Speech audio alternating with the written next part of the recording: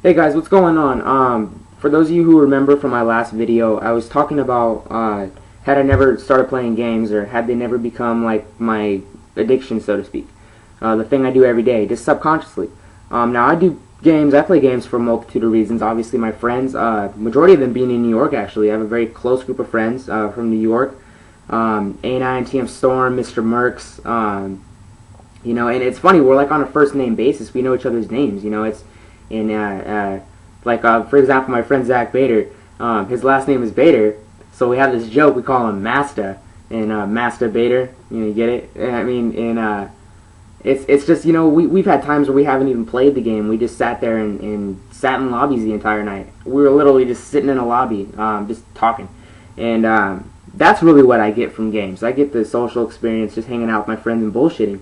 And, you know, I started talking about that and how that's a good thing that games have given me, but I've also talked about the bad times that games have led to, inadvertently and from my own weakness. And, you know, I asked you guys if you guys wanted to hear my story, and some of you took interest in that, so I'm definitely, I'm ready to tell it.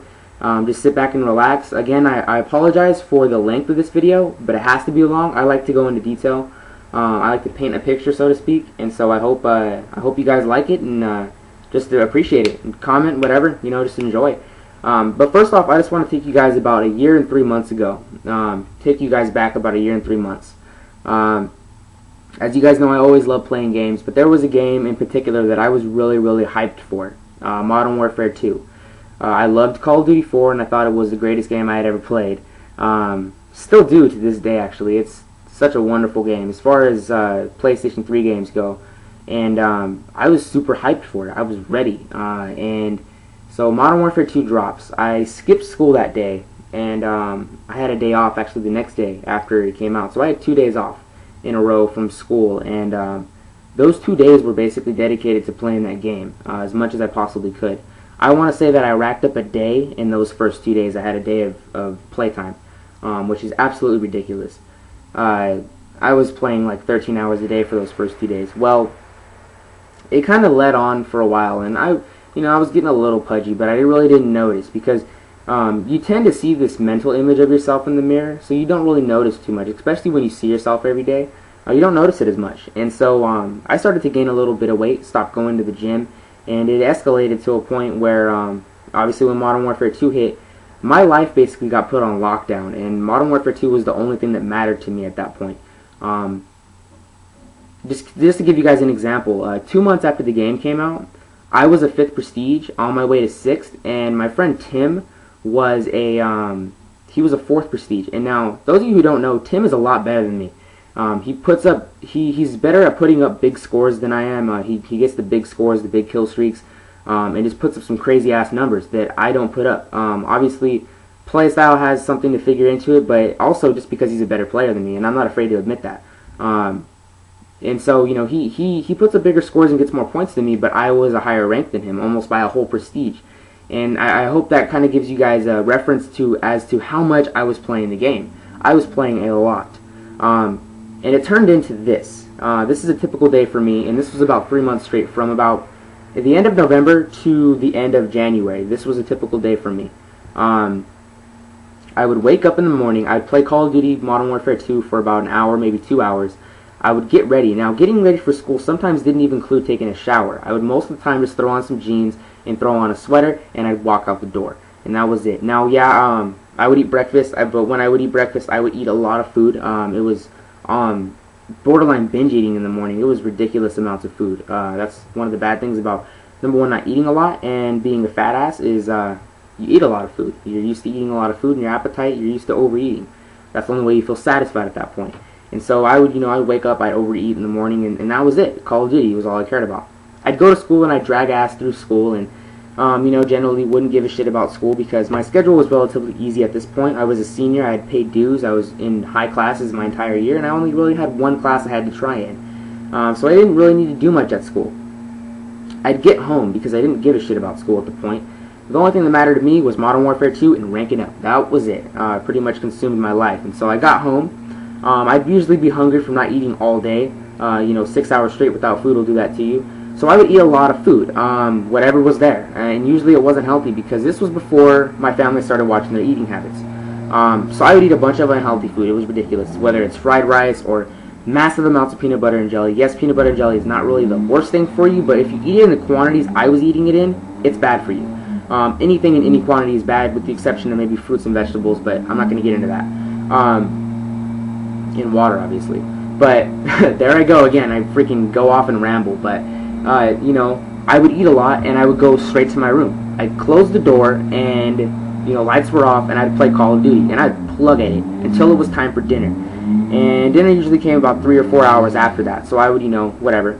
I would play. Dinner came around. Sometimes I wouldn't even eat with my family because they didn't make me come out. You know, I would go and I would eat a massive amount of food at dinner, and I'd go back to playing. And I'd play till late hours in the night, and I'd get hungry again at the late hours of the night. And I'd go and I'd eat again. Whatever leftovers were there were gone. My dad used to call me Jaws as a joke, because if anybody left any food left over that I liked to eat, it was gone, which was just a disgusting thing for me to think about now. I'm actually ashamed of that, but you know, that's just how it was. I was a different person back then. You know, so then after my whole gorge fest, I'd go back to my room and I'd play some more Call of Duty. Maybe I would take a shower, maybe I wouldn't. On the nights I would take a shower before I went to sleep, I would take a shower and come back and play a couple more games and then go to sleep. And I would basically do this. I'd wake up and do the exact same thing over and over again, and this went on for about 3 months. Well, I gained a little bit of weight because I wasn't going to the gym, wasn't watching what I was eating, and I just wasn't living a healthy lifestyle. I wasn't clean, I wasn't anything. It was disgusting. Call of Duty was really the only thing that mattered. My KDR, if I was getting a chopper gunner, was more... Just put it this way, if I was getting a chopper gunner, it was more important than if I was, you know, like, actually contributing to something. I don't know how to really explain that, but it was just what mattered to me at the time. And it got to a point where my dad started noticing, and he told me, my dad's a very strict parent. He's a very old school parent, but he understands that I like playing video games. And he told me, you know, he was like, hey, you're playing games way too much. He actually got to the point where he was telling me that the only time that I was happy was when I was playing games, talking about games, or eating. And that's never good. If those are the only 3 things in life that make you happy, you really need to find some other ways to outsource yourself, because it's not a healthy habit, and it's really not going to lead you down a good road. But long story short, that carried on for about 3 months, like I said, and I started noticing that I was gaining weight. One day I just kind of woke up. I was actually at my uncle's house. We were watching the UFC fights, or MMA for those of you who really follow the sport. It's called MMA, but UFC is obviously the prominent company, and so we're watching a fight. I think it was the Randy Couture and Minotauro Nogueira fight, and my friend was there, my friend Jesse, and me and him had always talked about being in shape, and I always wanted to get my six-pack when I was little, and because I was a pudgy, fat little kid, and I didn't think it was in my genetics, and so I was like, I'm going to fool my genes, and I'm going to get my six-pack that I always wanted. But I'm going to get big, too, because my dad was a big guy, and I was kind of confused back then about what I wanted to be. And I saw him, and he was in immaculate shape. This dude looked like freaking, you know, just a statue. He looked like he was carved up. He was going to the Marines, or he was actually going to the Air Force, or I'm sorry, no, the Navy. I'm sorry. He went to the Navy actually, but he was getting ready to go, and I had gained weight. And I remember when I saw him, I came inside, and it was a little warm inside, but I had a sweater on. I didn't take my sweater off the entire time because I didn't want them to see what was underneath it. I actually got real subconscious. I wore hoodies all the time, zip-up hoodies, just to hide, you know, what was underneath it. I just didn't want to. I didn't want people to see me with a regular shirt on. That's how bad it got for a while. I didn't want to take pictures. I got real reclusive, and I kind of realized that night, I was like, what the hell's wrong with you? Like, are you really going to go out like this, or are you really going to fight this? And I kind of woke up the next day, and I decided, I'm like, screw this. It was a Sunday, and I was like, no, I'm done. No more. I lost 20 pounds in 1 month. I did not lose the smart weight. People out there who want to lose weight, if you struggle with weight, never, ever, ever starve yourself. Don't do that. Don't starve yourself, and don't overwork your body. Yes, I lost 20 pounds in 1 month, but the majority of that 20 pounds was muscle mass, and it was water. And that's never something that you want to lose, because that makes your metabolism shut down, and it actually sends your body into starvation mode, where it's thinking that it's actually in a famine, and it starts holding on to every little ounce of fat that it has on it. So it's actually not going to give up the fat. It'd rather eat the rest of your body than give up the fat. It would actually rather eat your organs than it would rather eat the fat, because the fat is what keeps our body insulated. And so Like I said, I'm not going to get into that because I like to rant, and I'm just not going to get off on that little tangent. But it wasn't healthy weight. It was very unhealthy. I was eating very minimal. I was eating like maybe a piece of fruit and a Cliff Bar, or maybe 2 Cliff Bars. And I don't know if you guys know what Cliff Bars are, like energy bars, kind of. They're not like the prototypical ones. They have grains and they have fiber and they have protein and they have fruit in them and all that stuff. It's generally okay for you. If you're gonna eat a energy bar, that's pretty much as good as you can get as far as what I've had. But and I was drinking a lot of water. Every time I got hungry, I would drink this giant cup of water. I actually have a picture on my phone. It was on there for a while, and it was me with this giant freaking cup of water, and it was ridiculous. Like, I walked around with that all the time when I was home, and you know, it wasn't a smart way. I started jogging. I was jogging like every other day. I would jog 5 miles. So I was putting my body through a lot, but I wasn't giving it necessarily the fuel that it needed. So I didn't give my body a chance. It just started eating itself. It's like, you know what, if you're not going to feed me, then I'm going to eat you. You know, you're going to eat yourself, and you're just going to go into your own little self-destruction, and let's see how you like it. Well, I thought I was looking good when I lost that 20 pounds, and so it's February, and I'm feeling pretty good. And so I actually have been talking to this girl, and I was like, hey, you know, she was an old friend of mine, and I was like, Valentine's Day was coming up, and I'm like, hey, you want to do something for Valentine's Day? And she kind of shot me down. She told me that she didn't want to start something because she didn't know if she was going to be in the town that we live in when school started. And I didn't take that the right way. I took it as, well, whatever, you know, you can at least just tell me the truth. I'm not stupid. And you know, I was very immature about that, but that was just the type of place I was in. I responded negative to anything, and that was kind of where I hit rock bottom, because the next day when I went to school was Valentine's Day, or it was the day that my school was celebrating Valentine's Day. It was before the weekend, and everybody, and I mean everybody, at least it seemed to me, I was surrounded by Valentine's Day. Everybody lovey-dovey, everybody hugged up on each other, and boyfriend and girlfriends everywhere. Everyone's holding hands, everyone's kissing somebody, everyone's hugging somebody, everyone has flowers or candies or hearts or something, balloons, whatever. And I had a black sweater on, the same damn black sweater I'd had on for the last 4 months. And I just walked through, and I just basically just moped on through that day, and I felt like crap. I felt very low. That was probably the worst I've ever felt in my life, and I just felt just straight depressed and awful. I felt like I was worthless. Not to the point where I would like contemplate suicide. I've never contemplated that. I don't know if I ever will. Hope I never do. But I can honestly say I've never thought of that.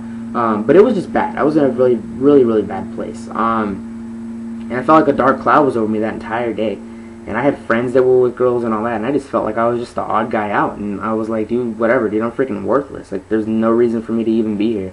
So what do? I go home, play some Call of Duty. That's what makes me feel good. I tried playing Call of Duty at least that night, and I got pissed. I got mad, and I was like, no.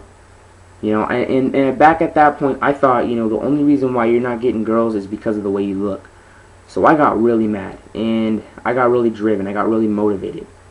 I began to, my dad had been talking about P90X for a while. He just talked about it. That was a little idea. We hadn't really done anything about it yet.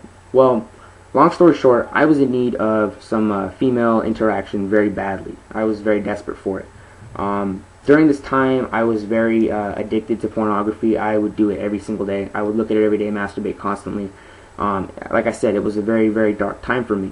I couldn't go a day without masturbating. I would do it when I would wake up, and I would do it all the time, whenever I could. And it was just wrong. It was just a nasty, disgusting habit I had, and it was to the point where it was just not good.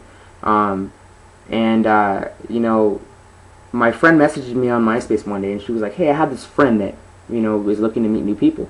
I think you'd be interested in her or whatever. And I was like, okay, cool. I got all excited. I was like, oh, I'm gonna get a girlfriend, blah blah blah. You know, I was like hell bent on getting one.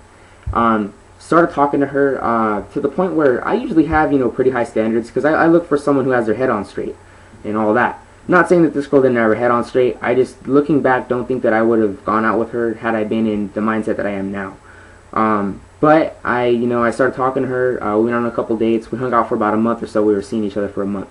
Actually, the first girl I ever kissed, actually, and when that happened, I was like, ooh, you know, I can't even describe how I felt. I was like a kid in a candy store. It was ridiculous. I was completely blinded.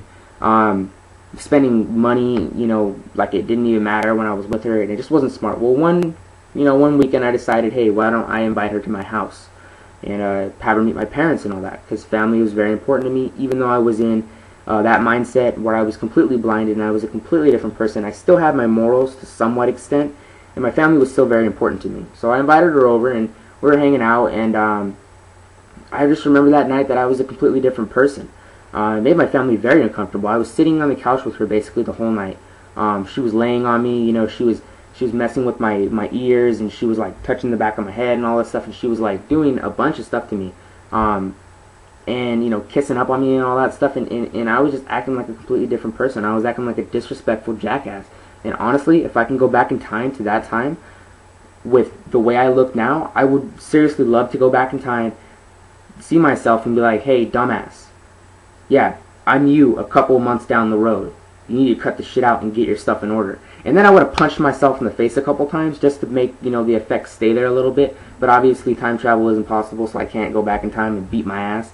But I am so ashamed of that night, because my sister told me, because my sister and her boyfriend were there, and they were like, we don't even act that way, and we've been dating for like 7 months. Which she just had a baby with that guy. And she was like, we don't even act that way. They've been together for a couple years now. But, and when I heard that, my dad was like, you can't be like that. You're too accessible for her. And when I heard that, I was like, you know what? Screw that. And so my dad actually told me that he thought that she was talking to another guy, because she was texting the whole time she was with me. So at that point, I decided I'm not going to contact her. I'm not going to get a hold of her anymore. She can make the time to get a hold of me if she really cares about me. Well, she never texted me, never called me back or anything like that. We still haven't spoke to this day. And I don't blame her at all. The reason why I don't blame her is because how can you truly expect to be in a relationship when you don't love yourself first? You cannot be mentally stable or emotionally stable enough to share your feelings or emotions with somebody if you're not okay with the person you see in the mirror. So I really wasn't in the position to be in a relationship. I think that's just God, was just pointing me towards, you don't need that right now. So my dad started talking about P90X again. We actually ordered P90X because I was mad at this point, and I was determined to get my body that I always wanted, because I thought that would make all the girls come running, and I would get her jealous and all this stuff. I was like, whatever. I had the wrong reasons when I started.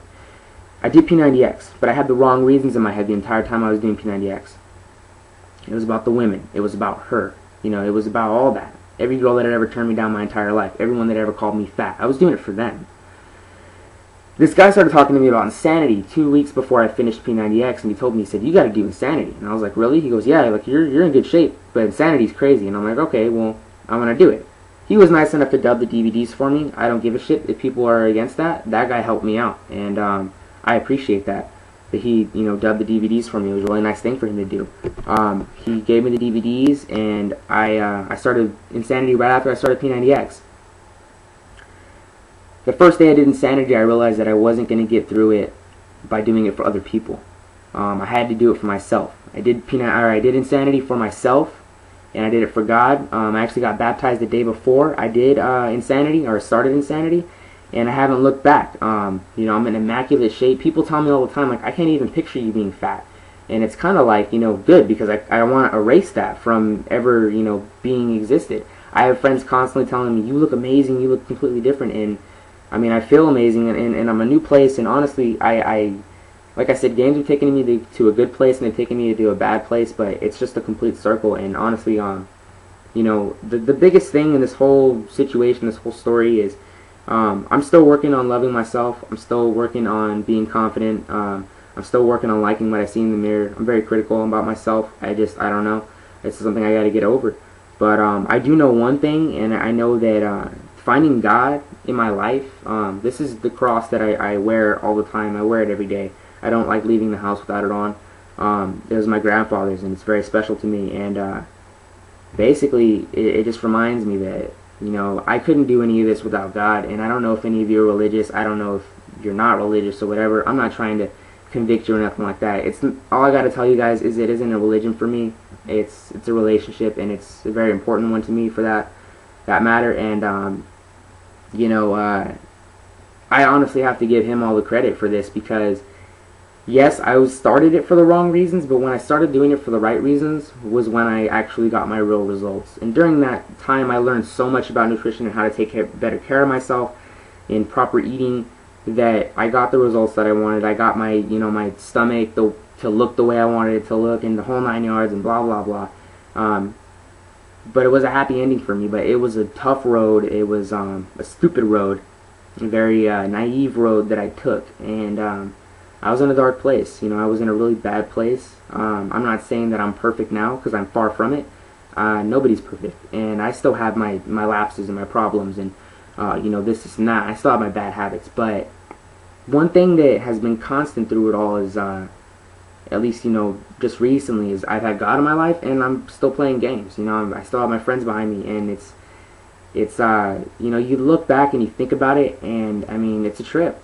It really is. I'm gonna end the video here because I don't want to waste too much more of your time. I apologize again for the length of the video, and anybody who has watched the video this long, I really appreciate it, and I hope that you enjoyed it. I'll have a video up. I actually just got my shoes yesterday. I ordered some new shoes, and they are kick-ass. And I'm gonna do a review on them after I've walked around in them a little bit, something new. And I'll talk to you guys later. I hope you guys enjoyed it. Sorry for the length of the video. It was a long and detailed story, and you guys take it easy.